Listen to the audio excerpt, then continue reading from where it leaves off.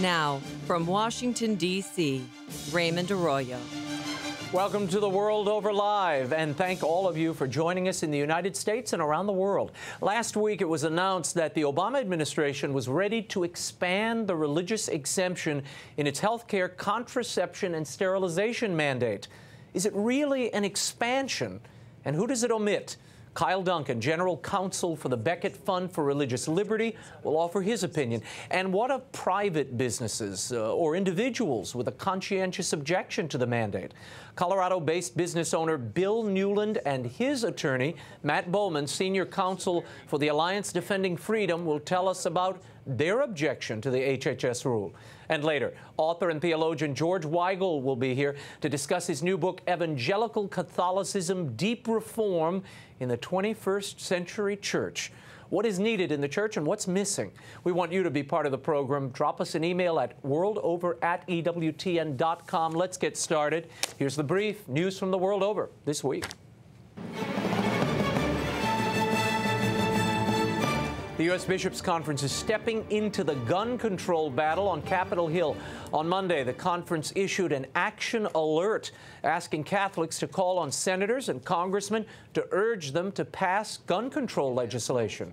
The action alert offers verbatim talking points in support of legislation outlined by President Barack Obama last month, namely requiring universal background checks for all gun purchases, limiting civilian access to high-capacity weapons and ammunition magazines, making gun trafficking a federal crime, and improving access to mental health care for those who may be prone to violence. Several gun control bills are making their way through the U.S. House and Senate. And across the pond, by more than a 2-to-1 margin, the British House of Commons has voted to give legal recognition to same-sex marriages. The measure has been championed by Prime Minister David Cameron, even though a majority of his own Conservative Party did not support the measure in Tuesday's vote. The bill now goes to the House of Lords. Cameron said that he hopes to see the measure become law in a matter of weeks. The Catholic Church in England and the Anglican Communion opposed the redefinition of marriage and organized a postcard campaign prior to the vote. And the leader of Egypt's Coptic Orthodox Church this week offered a sharp criticism of the nation's Islamist leadership. In an interview with the Associated Press, Pope Tawadros II denounced Egypt's new Sharia-based constitution as discriminatory. He said that laws made under the auspices of the Constitution will not be interpreted under the umbrella of citizenship, but instead will be distorted by a religious slant. He further urged the minority Christian population to be active in any national conversation. Tawadros did dismiss a series of national dialogues by President Mohamed Morsi, claiming, quote, "The dialogue ends before it starts, and none of its recommendations are implemented." Most opposition parties and the Coptic Church have refused to join Morsi's dialogue tour, calling it mere window dressing. Morsi is facing mounting criticism from opposition leaders and Egypt's independent media, who accuse the Muslim Brotherhood of monopolizing power. Back here in the U.S., a Catholic hospital system is backing away from its previous claim that a fetus is not a person. Following a meeting with Colorado's 3 bishops, Catholic Health Initiatives has apologized and acknowledged that it was morally wrong for its attorneys to argue that a fetus is not a person. The healthcare conglomerate was defending one of its hospitals in a wrongful death lawsuit. The case involves a woman who died of a heart attack while pregnant with twins at St. Thomas More Hospital in Canyon City. J.D. Flynn, the chancellor of the Archdiocese of Denver, said the bishops are disappointed by what happened, but Catholic Health Initiatives has recognized an error and is committed to changing their course. And the fallout continues from the Los Angeles clerical abuse scandal. In a stunning first, Archbishop Jose Gomez has publicly reprimanded his predecessor, Cardinal Roger Mahony, and has relieved him of all administrative and public duties. Additionally, Auxiliary Bishop Thomas Curry, a one-time vicar for clergy under Cardinal Mahony, has resigned as the bishop of the Santa Barbara region of the Archdiocese. Recently released files from the Archdiocese, mostly from the 1980s, show that Cardinal Mahony, Bishop Curry, and others worked to protect abusive priests from public exposure and prosecution. Archbishop Gomez said in a statement, "I find these files to be brutal and painful reading. The behavior described is terribly sad and evil. There is no excuse, no explaining away what happened to these children. The priests involved had the duty to be their spiritual fathers, and they failed." Los Angeles police detectives are reviewing the files for possible crimes. However, prosecution appears unlikely due to the statute of limitations. Some sad news to report. We saw the passing of two faithful Catholics this week. The Bishop Emeritus of Fort Wayne, South Bend, Indiana, John Darcy, died at the age of 80 on Sunday after a bout with cancer. Bishop Darcy served as a priest and auxiliary bishop in Boston before his appointment to Fort Wayne, South Bend in 1985. He led the diocese until retiring in 2009. That same year, Bishop Darcy received national recognition for objecting to and leading a boycott against the University of Notre Dame after the school chose to honor President Barack Obama at its commencement ceremony.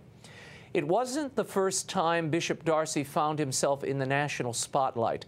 In 2003, the Massachusetts Attorney General commended the former Bishop Auxiliary of Boston for trying to prevent the reassignment of abusive priests during the 1980s. Bishop Darcy had written several cautionary letters to the then Cardinal Archbishop of Boston, Bernard Law, urging him against parish assignments for offending priests. One of the priests he warned about was later accused of sexually abusing more than 130 parishioners. The same year Bishop Darcy wrote those letters, he was made Bishop of Fort Wayne, South Bend. In 2004, we talked to Bishop Darcy about the sex abuse crisis and the painful lessons learned. We shouldn't lose at the heart of this. We ordained a lot of people that had severe pathologies and never should have been ordained, wasn't fair to them, didn't have the capacity for true pastoral love. That's what we have to focus on for the future. And if we get good priests, we'll get good bishops, because mostly priests become bishops. May Bishop John Darcy rest in peace. He was a great man. This Sunday also saw the passing of a pro-life leader in the United States, someone you probably have never heard of. Michael Schwartz, the March for Life co-founder and longtime top aide to Oklahoma Senator Tom Coburn, died at the age of 63 after succumbing to Lou Gehrig's disease. For decades, Schwartz worked for organizations like the Catholic League, Concerned Women for America, and the Free Congress Foundation, to name a few. Senator Coburn offered an emotional tribute to his chief of staff in November when Schwartz stepped down due to his ailments from Lou Gehrig's. Mike has also been an unapologetic defender of the family and for those who cannot defend themselves, whether that be the disability community, the unborn, the infirm, or the elderly. He has reminded me and my staff and us that a society is truly measured in how it treats and cares for those less fortunate. May Michael Schwartz rest in peace. On a lighter note, the world's largest Marian statue was unveiled this past week in Bolivia. Our Lady of Soquevon was inaugurated by Bolivian President Evo Morales at the kickoff of Carnival celebrations. Located atop a 12,000-foot mountain and standing at a height of 150 feet, it is taller than Rio de Janeiro's Christ the Redeemer statue and a shade shorter than the Statue of Liberty. Built of cement, iron, and fiberglass to withstand the fierce winds of the high plain, construction for the massive structure took more than 4 years and cost $1.2 million. When we return, Kyle Duncan of the Becket Fund, Matt BOWMAN of the Alliance Defending Freedom, and CEO of Hercules Industries, Bill Newland, will be here. Do the government's proposed rule changes to the HHS mandate help religious organizations and protect the conscience of individuals? They'll tell us when The World Over Live continues in a moment. Stay right there.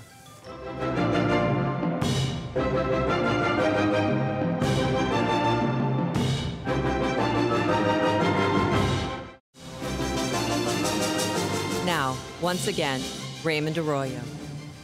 Welcome back to The World Over Live. There are more than 40 lawsuits pending that have been filed by individuals, hospitals, universities, dioceses, businesses, and schools suing the federal government over the HHS mandate requiring employers to provide contraceptive and sterilization services to their employees under their insurance plans.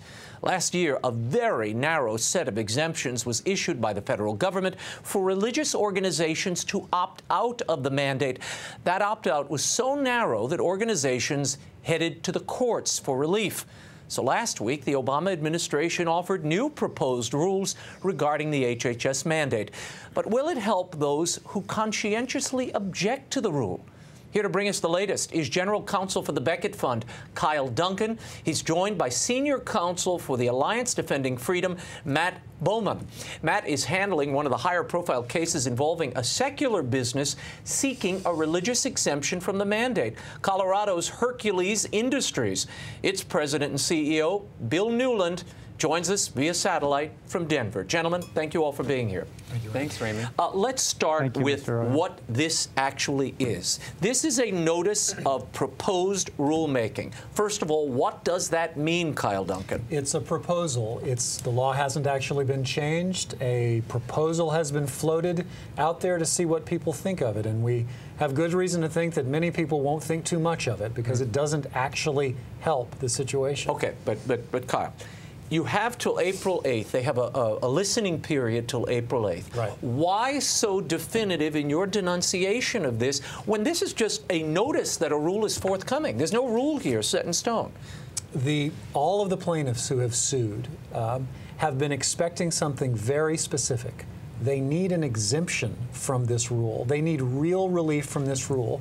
The administration has had over 365 days to come up with that exemption, which would be very simple and straightforward. Instead, what we get is 80 pages of a proposal that is so convoluted that people can't even really figure out how it's supposed to work. That's why people are disappointed in this thing right now. Now, one of the major complaints that the Catholic Church, the hierarchy, certainly advanced in the last year was that this HHS mandate redefines what a religious organization is. This is the cause of so much fury. I want to put up on the screen, this is from HHS. This is what they call their exemption for religious employers. It says, this notice of proposed rulemaking would eliminate criteria that a religious employer is, one, has the inculcation of religious values as its purpose, two, primarily employs people who share its religious tenets, and three, primarily serve people who share its religious tenets. The simple definition of religious employer for purposes of the exemption would follow a section of the Internal Revenue Code and would primarily include churches, other houses of worship, and their affiliated organizations as defined by Section 6033A, 3A, 1 or 3. What is wrong with that? That seems to be what the bishops were asking for. It knocked out all those three offensive definitions. Here's what's wrong with it. The administration admits that getting rid of those three offensive provisions, which is good, it's good that those are no longer going to be in the law. And it's reverting to what's in the federal code. But getting rid of those, the administration admits, does not practically expand the exemption 1 inch. This is just window dressing, in other words. The exemption is still the same as it was before, which is extraordinarily narrow.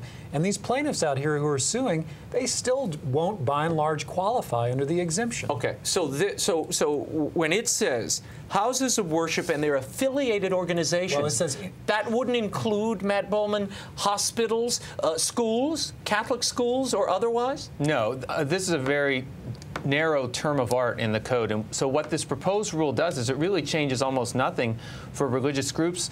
The rule, if you read it, says this is primarily houses of worship that we're talking about. We're not talking about schools that have their own independent status, hospitals. This is still a rule that says the only people who have religious freedom are houses of worship, and not even their religious schools, their hospitals, their charities, and certainly not American. What is their affiliated organizations? What would that include? The language in the code is actually their integrated auxiliaries. And so affiliated might give the impression that, oh, we're just talking about someone who's loosely affiliated with a church. Okay. What it appears to refer to are things, organizations that are actually interwoven in with the house of worship. This is extremely narrow provision under the Internal Revenue if Code. you have Holy Name Parish and Holy Name School, Holy Name School would not be part of, integrally woven into Holy Name Parish? Actually, the answer is no.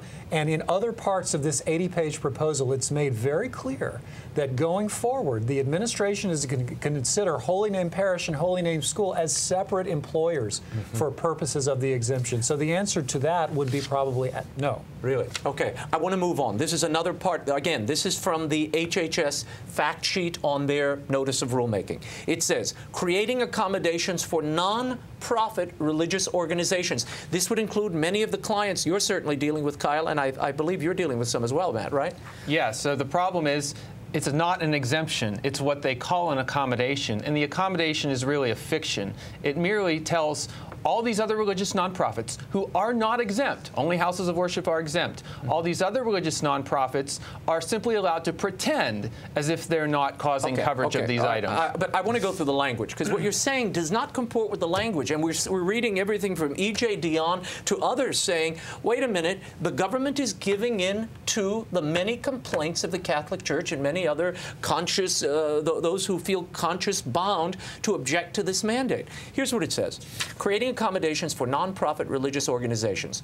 An eligible organization would be defined as an organization that, 1, opposes providing coverage for some or all of any contraceptive services required to be covered under Section 2713 of the PHS Act on account of religious objections, is an organization and operates as a nonprofit entity, holds itself out as a religious organization, and 4, and this is staggering, self-certifies that it meets these criteria and specifies the contraceptive services for which it objects to providing coverage. Under the proposed accommodations, it reads, the eligible organizations would not have to contract, arrange, pay, or refer for any contraceptive coverage to which they object on religious grounds. That would seem to cover, Kyle Duncan, Wheaton College, Ave Maria, and EWTN. They're nonprofits. They hold themselves out as religious organizations. They certainly self-certify that they're offended by this rule. They're going to be eligible, but the question is eligible for what? Both the New York Times and the Chicago Tribune have already said that this is nothing has changed, New York Times. Chicago Tribune, this is a convenient fiction. In other words, that's a lot of pretty language. What they're eligible for is not much of anything. They're eligible to be put into sort of a shell game, a bookkeeping arrangement, where they're still indirectly involved with the very practices that their faith tells them they can't be involved Can you break down this scheme, that shell game that Kyle mentioned a moment ago? Basically, it shifts the moral responsibility, indeed the responsibility, for providing contraceptives to the insurer. Well, that's the fiction of the government, but the fact is the government has no business telling anybody else what their moral responsibility is supposed to be. The way this works is these religious employers are not exempt. They still have to give their employees an insurer or a plan administrator, and that insurer or plan administrator still has to give those employees the items that they object to, including abortion pills and contraception and sterilization. You want to elaborate? I think it's important to take a step back here. What has not changed here? The mandate is still the law, and these organizations are not exempt. When we have people who are conscientiously opposed to practices, whether it be going to war, participating in the death penalty, for instance, or even swearing an oath, we don't play a game with their consciences. We exempt them. We give them the necessary breathing space so that they can have a clear conscience. That's what a religious exemption means. This, whatever it is, and no one really knows yet, Yeah, this is not they're that. eligible organizations. They for proposed accommodations, but it doesn't define what those accommodations would be, other than saying you would have to, the insurers would be responsible, you wouldn't be directly And responsible. for a self-insured entity like EWTN, I might add, it's even worse because there's no concrete proposal for a self-insured entity. There are 3 alternatives proposed on which presumably we'll get some guidance maybe further down the road. I want to talk for a moment about the political consideration here. I spoke to a high-ranking church official this week, more than one. They claim to be in discussions with the very upper echelons of the Obama administration about these rules. They insist nothing is set in stone, and they may still get much more than they have at this moment. Is there a danger for raising the alarm at this point when these sensitive negotiations are going on? As far as complaining about this particular proposal, again, many people who have sued and many people who don't have the wherewithal to sue have been waiting to see if they'll get real relief from this. This proposal from the HHS, from the federal government, doesn't even come close to that. So they need to be held accountable for not delivering on their promise. Remember, they're under a court order in the D.C. Circuit to follow through on some kind of fix. And if this is their answer, then we all have a right to be very disappointed. Let's talk about those who were not mentioned and aren't mentioned at all in these proposed rules. 80 pages, and nary a word about individuals, for-profit entities, non-for-profits that don't consider themselves religious but feel personally conscience-bound, and individuals. What of them? Where do they go? Are the courts their only redress? That's right. The Obama administration gives these religious Americans, which is really every other religious person in the country, no respect for their religious freedom at all. The fact is that in America, every American, whether you're doing business or serving the community, has the freedom to live and do business according to your faith. That's not what the Obama administration thinks religious freedom means. I want to go out to Denver to Bill, who's joining us via satellite. Bill Newland is, of course, Matt Bowman's client. Bill, why do you and your company take the position that you're willing to go to court to fight the federal government over this mandate? Primarily, Mr. Arroyo, our business is a corporation, but corporations are people. And my brothers and I are running this business, operating this business, which was started by my father 50 years ago. The business was formed, and it's been run ever since through the values that he instilled in us, and also those values that are consistent with our Catholic faith. And when you start pulling away those elements of our faith, when you start pulling away those things that are so important, that have been critical in our decision-making process and the way we form our culture, that it starts to unravel the whole culture that we have in place. And it's extremely important to us as people who deserve these religious freedoms, and not only deserve, but we have religious freedoms as everybody does. Every American should have the right to live and do business according to their faith. And according to your conscience. You have 320 employees, Bill Newland at Hercules. This company's been in business for 50 years. What type of penalties are you facing should you not comply with this mandate? By the way, the mandate is already law. The penalties are unbelievable. They're crippling. Millions of dollars, quite frankly, and it would destroy the company, and certainly it would at least impair our ability to provide health care benefits that we currently provide, which incidentally is one of the, by all of industry standards, one of the best health care benefits that's offered. And that not only would the penalties cripple us, but just would put jobs in jeopardy. Bill, what will you do? Looking at this rule, there's not even a clause for you or your organization or any self-owned business, individual for-profit business. There's no religious carve-out here for you. What will you do if the courts say, this is the law of the land?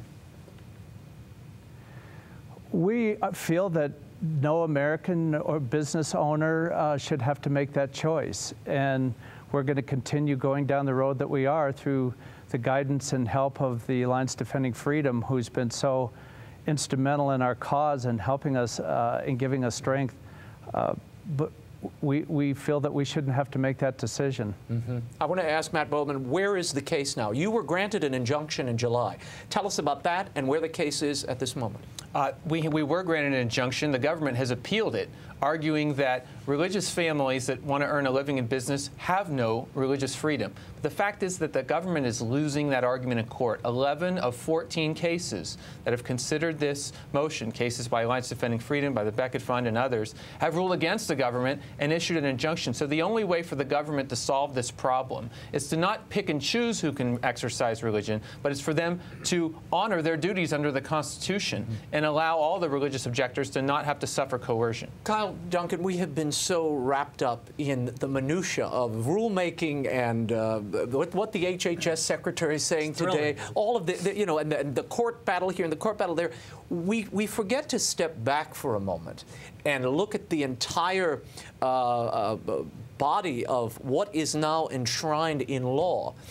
And the presupposition, as Helen Alvarez pointed out this week, the fallacy that pregnancy is a health crisis that needs to be cured, if you will. This contagion must be stamped out via contraceptives and sterilization services offered to all people, even if it means trouncing First Amendment rights. That is really what's at stake here, is it not? It really is. The First Amendment rights are going to be something that the courts talk about and we hope give us the right answer eventually. The larger problem that you point to is something that the American people need to take to heart. It's something that the political process will have to deal with if it's ever dealt with. Keep in mind that this policy was not actually voted on by Congress. The Affordable Care Act, for whether you like it or not, doesn't say anything about contraceptives or sterilization or abortifacients. This came as a regulation out of a governmental agency. Congress never voted on that. I wonder how many Americans really fully realize that. Well, as we know, there were more than, 20 rules that are still to be written. These are open-ended rules. You go to the HHS website, as I'm sure you have, and you look at these rules that are constantly cascading out each week, that are defining and creating this law before our eyes, not in this building behind us with elected representatives, but by unseen bureaucrats in an office building somewhere. It does beg the question, and it was one we raised throughout the debate over the Health Care Act. Why was there such a rush to embrace this when it had no specific form? And, you know, as many have written into the show, they've asked, why did the bishops so roundly embrace this concept without any specific details on how this would affect religious communities and mom and pops like Mr. Newland out there in Denver, trying to run his corporation consistent with his beliefs? It's a good question. It's truly the sort of the prophecy has come to pass that the law was passed without really knowing what was in it. And as a matter of fact, the contraceptive problem here truly was not in the law. It came out of an agency. Who knows what else will come out of it? That's why we have to stick to our guns right now and get an answer to this in the courts. Because if something else worse, who knows what could come out? Euthanasia? I don't know. Mr. Newland, I want to go back to you before we run out of time. What would be your message to owners of corporations and businesses who find themselves in the position you find your company in? Particularly those who live out their faith and want to live out their faith via their business. I would say that in all that we do, in all that we practice, our society is going in the direction of a culture of death. But if we live our businesses, if we live our faith through our business, we can engage in a culture of life, living the joy of life, and that is respecting individuals for who they are, for their individual skills, and continue to operate your business in exactly those ways that respect human dignity, respect human life, and remember that this battle is, we have God on our side, that the government, no individual politician is bigger than our faith, our church, and our God that guides us. So we have faith, we have optimism, and we just need to keep speaking about this. Bill Newland, CEO and President of Hercules Industries, will be checking in with you in the days ahead, or Hercules Industries, rather.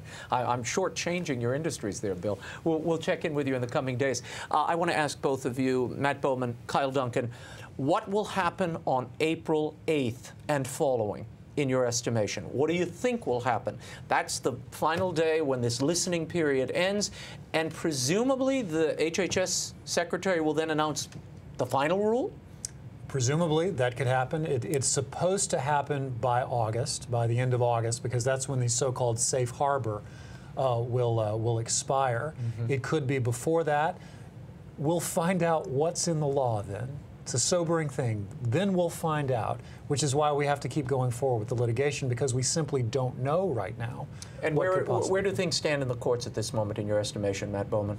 Many cases are at courts of appeals because there have been so many injunctions against this attack on religious freedom. I think the Supreme Court is going to have to resolve that, because the fact is the government has no business putting religious freedom on the negotiation table, carving it up, giving it only to churches, and then trying to claim that nobody else has real religious freedom. When you read some of these rulings, a lot of the judges are saying, you know, you don't have cause right now because the effects of what you're suing over hasn't kicked in. The mandate hasn't negatively affected you yet.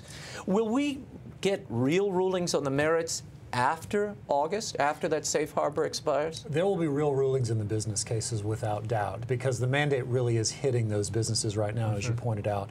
With respect to the nonprofits, you have had courts saying, well, we don't know yet what the rule is going to be, so we have to wait. Well, we're only going to have to wait a few more months, I guess, to see what the rule really is. And then at that point, the cases will be teed up for everyone for ruling. So we'll find out at some point. Very good. Kyle Duncan, Matt Bowman, thank you for being with us, and Mr. Newland. To follow the progress of the cases currently pending against the federal government over this HHS mandate, you can visit Becket Fund. Their website is becketfund.org, and Alliance Defending Freedom at alliancedefendingfreedom.org. Nice the way that works out. I've posted the HHS rules on my Facebook and Twitter pages so you can read them for yourself. When we return, papal biographer George Weigel joins us to talk about his latest book, Evangelical Catholicism, Deep Reform in the 21st Century Church. Stay tuned for that. The World Over Live continues in a moment. Stay right there.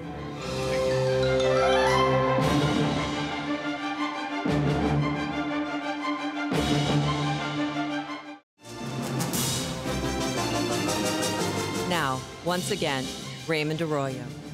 Welcome back to The World Over Live. We are all familiar with the pervasive secular disenchantment with religion and the many crises besetting the Catholic Church. Given all of that, how is the Church to thrive and spread its countercultural message today? What reforms are needed in this new century? My next guest has a few ideas. His new book, Evangelical Catholicism, Deep Reform in the 21st Century Church, is out this week and offers some challenging prescriptions. Welcome, George Weigel, back to the program. Thank you, Raymond. See you, George. Good to be with you. Let's start with this title. I was in the bookstore and I saw this with some friends this weekend, and they said, Evangelical Catholicism? What is George Weigel doing? What is he talking about? Talking about the same thing that John Paul II and Benedict XVI talk about. They call it the new evangelization. I call it Evangelical Catholicism. The point is, we are entering a new historical epoch in the history of the Catholic Church. The church in which you and I grew up, in which every Catholic over 50 in this country grew up, the church of the Counter-Reformation. That period is ending, and this period of the new evangelization, or Evangelical Catholicism, is opening. There are two reasons for that. The first is the internal dynamics of the church's own reform. The church wants to be, has to want to be, a clearer, more transparent messenger of God's passionate love for humanity. The second reason is that the culture no longer carries the faith. Right. The culture no longer carries the faith. So if the church does not rediscover itself as a missionary enterprise, with everyone in it exercising a missionary vocation, you, me, our wives, our families, Everybody is an evangelist. If we don't grasp that, then we're done. George, as people listen to that, as I listen to that, isn't that what Vatican II was all about? Exactly right. This is the universal call to holiness understood through the prism of evangelism. John Paul II in 1990, the encyclical Redemptoris Missio, the mission of the Redeemer, said the church does not have a mission, as if mission were one of a dozen things the church does. The church is a mission. And everyone and everything in the church needs to be measured by mission effectiveness. That's what the reforms discussed in the second half of the book are intended to outline. Part of what you talk about here is not only the need to reform the message, but the way in which the church communicates its message. How does it do that so that it resonates in this time? I think we have to put the gospel at the center of the church. The church is not preaching itself. The church must preach the gospel. The church must offer what Benedict XVI calls friendship with Jesus Christ as the answer to the question that is every human life. We do that through the liturgy. We do that through the works of charity. We do that through introducing people to the Word of God in the Bible. We should be doing it more effectively through preaching. We should be doing it more effectively through religious education. But the gospel is at the center. The church is not selling itself. The church is proposing the gospel. But wasn't the gospel always at the center of the church? Yes, obviously it has been. But we have become so used to an institution that, like a perpetual motion machine, runs by itself, that when the machine starts breaking down a bit, when we start losing Catholic schools, when we're closing parishes, when we're under this kind of assault that you were just discussing on first principles questions of religious freedom, we say, wait a minute, what's going on here? Well, part of what's going on is a challenge to be a community of converted disciples, each of whom takes responsibility for converting the world. Let's talk about some of the challenges facing the church as it attempts to convey a unified message that carries those gospel principles and the gospel itself to the rest of the world. What are the greatest challenges in your estimation now? Well, for the church in the Western world, perhaps the greatest challenge is the increasing hostility of the public environment in which we find ourselves. 50 years ago, 55 years ago, when I was a boy in Baltimore, part of what catechized me was the air I breathed. The faith was in the air. You lived in an expansive Catholic microculture that was not in tension with the larger public culture. Today, the air we breathe is increasingly toxic. You can't walk through a mall without being sensorily assaulted in your Christian sense of the dignity of the human person. That is a completely different circumstance, and it requires better catechized, more biblically literate, more sacramentally intense Catholics to be able to live in that environment and to be able to propose friendship with the Lord to others in that As I environment. read similar thoughts in the book, the thought occurred to me, yes, you're right, of course. People should be steeped in the Scriptures. Popes from time immemorial have called for this. And this personal relationship was so at the heart of certainly John Paul and Benedict's message. The question is this: we're dealing with a non-literate culture. The people are, they're more versed on American Idol contestants than they are on the disciples and the apostles, George. How do you reach them now in this time period, in this moment, without making real inroads and runs at this general culture? Here are two things I would suggest right off the bat.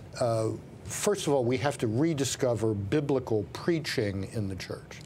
So much of preaching today, even some good preaching, is essentially psychological. It's not biblical. It's behavioral advice. these magnificent texts that we're given every Sunday need to be broken open in their own terms so people discover or rediscover the excitement of the good news as conveyed in Scripture. I think we also have to do this with young people. I was amazed this past October. I was in Lincoln, Nebraska to speak to a statewide pro-life conference, and I was invited to the University of Nebraska Catholic Campus Ministry. 200 and some kids at Mass on Friday afternoon, had a lovely lunch with about 150 of them afterwards. They had these 2 huge sheet cakes there, and I said, so what's the party about? They said, oh, we just formed our 100th Bible study group on campus. These are the kids organizing this. That's a real sign of hope. That's a real sign of hope. That's going on in other campus ministries. It goes on in parish Bible studies. Serious Catholics ought to have a serious set of expectations of themselves, which include, for example, 10, 15 minutes a day with the Word of God. That's got to become part of the rhythm of our lives. You talk in the book about we're pulling away, if you will, from this mid-20th century notion of the faith and approach to the faith. And we have to take a more active, missionary approach to taking the faith to others and reaching out, reclaiming parts of the culture. How does that fit, if you will, with Pope Benedict's restoration of the old rite, the extraordinary form of the Mass, and some of the old practices that he's encouraged? Many in the pop culture have said, look, he's taking the Church to the past, back to the future. Well, in the chapter on the reform of the liturgy in this book, I suggest that the availability of the 1962 Missal should be like a magnet drawing the shrapnel out of the Novus Ordo, out of the Missal of 1970 and now in its 3rd edition. The future of the Church is the Novus Ordo Mass. I don't have any doubts about that. But that Mass has to be celebrated in a dignified way with beautiful music, with now, happily, language that is actually sacral language, not see-spot run language. And the preaching within that liturgy has to be charismatic, catechetical, gospel-centered, not Dr. Phil. That's a liturgy that sets you up for the week ahead. Many of our people, even our most faithful people, regular Sunday Mass attenders, I don't think of themselves at Mass on Sunday as being in a kind of pipeline to the liturgy of angels and saints around the throne of grace in the presence of God, Father, Son, and Holy Spirit. Yet that is what our faith tells us we're doing. And the way we celebrate that liturgy should take us to, if you will, a different time zone, a different locale, so that we can come back into the world full of that evangelical energy necessary to challenge an increasingly corrupt and secular culture. You warn in the book about antiquarianism. Now, there are so many that found refuge, particularly during the disastrous post-conciliar period where there was so much confusion, so many things up for grabs. They retreated to the old practices, the Rosary, Eucharistic adoration, the Baltimore Catechism. Are you condemning those things in this new century, George? Not at all. I mean, the rediscovery of Eucharistic adoration has been one of the great evangelical engines in the Church in recent years. The addition of the Mysteries of Light to the Rosary by John Paul II has brought a whole new biblical richness to the recitation of the Rosary. By Catholic antiquarianism, I mean a kind of mythology of a perfect past that existed about 1954, and that all of the artifacts of the Church of 1954 have to be recovered. That's just not the case. Some things in the Church are more beautiful today than they were in 1954. Well, certainly, and then there's also, when you peel back some of the history from that period, we realize it wasn't as pretty as it appeared, you know, on the exterior. So, I mean, the Church, part of the message here is that the Church is always in a process of reform. Right. The church is both the bride of Christ and a community of sinners. You put the two of those together, and you have a church that is always, or should be always, striving for a more intimate union with the divine spouse. That's the dynamic of true Catholic reform. It's not doing what the New York Times editorial board tells us to do. It isn't? No, really not. They're going to be so upset when they hear this. I'm terribly sorry. You warn also in the book about presentitis. Right. Explain to people what that means. Taking all the signals from the ambient public culture and imagining that those are the signals to which we have to respond The New York in Times a positive editorial way. board. The New York Times editorial board, MTV, whatever. Now, I think that silly season is largely coming to an end. You don't see a lot of clown masses anymore. Thank God. Thanks be to God.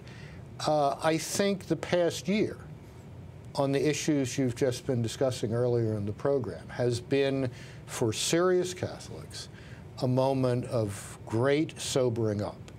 We have a work of defense to do, not just for ourselves, but for the constitutional order in America. The Catholic Church is carrying the truth of religious freedom in the United States in a singular way today. That requires an educated, catechized, liturgically intense, biblically literate gang of people who want to fight this good fight for everybody. Talk for a moment about the sex abuse crisis. We've seen it come to such an ugly head just this past week. In Los Angeles, where you had Cardinal Mahoney basically relieved of all public duties by his successor, which is unprecedented. What has that taken in toto, the sex abuse scandal over really the last decade? What has that done to injure this evangelical Catholicism you speak of? I think it's actually impelled it to a greater intensity. As you and I discussed 10 years ago, when I wrote the book, The Courage to be Catholic, at the root of all of this was infidelity. Priests who believe that they are icons of the eternal priesthood of Jesus Christ do not abuse children. Bishops who believe that they are shepherds after the mind of the Good Shepherd behave differently than some of our bishops unfortunately did. Now, all of this detritus that we're seeing today is precisely that. This is the afterburn of 30 years ago, 40 years ago, whatever. And the world being what it is, and the media, mainstream media obsession with these issues being what it is, I'm afraid we're going to be dealing with this stuff for the rest of our lives. But if we can understand that this is a call to a greater fidelity, this is not a demolition of the essential truth of the faith. The truth of the faith is what got us through this and allowed the Church over the past 10 years to make itself into what it should have been all along, a safe environment for children and young people. And seemingly impossible. You see all of these vocations cropping up, both to the priesthood, religious life, in the midst of all of this carnage. And those vocations are coming from the most integrally Catholic environments in the Church. If I may say, the most evangelically Catholic environments in the Church. It's not the wink and nod Catholicism of 40 years ago that is producing vocations or that's producing stable, good marriages, great Catholic families, wonderful Catholic institutions of higher learning. The tide really has turned, although it'll be difficult to see the results of this for perhaps another decade or two, in favor of full throttle Catholicism lived in a full-time way. You talk in the book about the importance, indeed the hope, in these renewable movements. Why are you so high on those movements? Well, I think it's necessary to distinguish the role of renewal movements in the Church in America on the one hand and the Church in Europe on the other. The Church in the United States, and I would say to some considerable degree in Canada, still has a lot of institutional vitality. Parishes, schools, social service agencies, dioceses, whatever. These can be, and in many instances are, lively places. And in those kind of environments, the new movements, the new forms of Catholic community are an encouragement to everybody to live that faith in a more integral way. And for some people, they provide a distinctive spirituality that is compelling and attractive.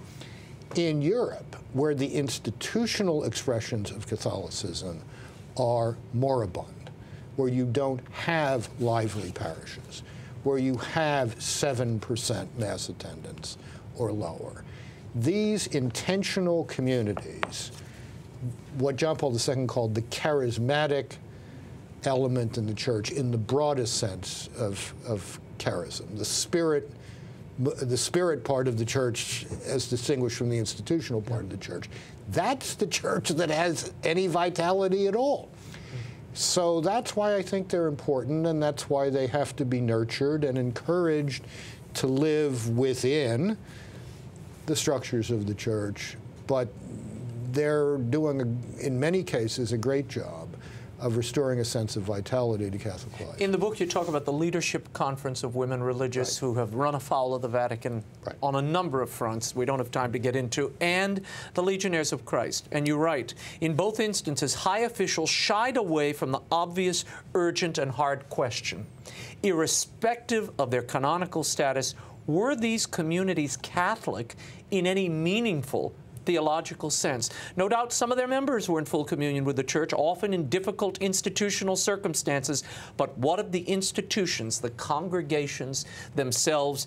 In what sense, if any, were they in full communion with the Catholic Church? What should have been done in those two instances? Well, let's distinguish between the two. I mean, the Leadership Conference of Women Religious's problem is not with the Vatican, it's with the gospel.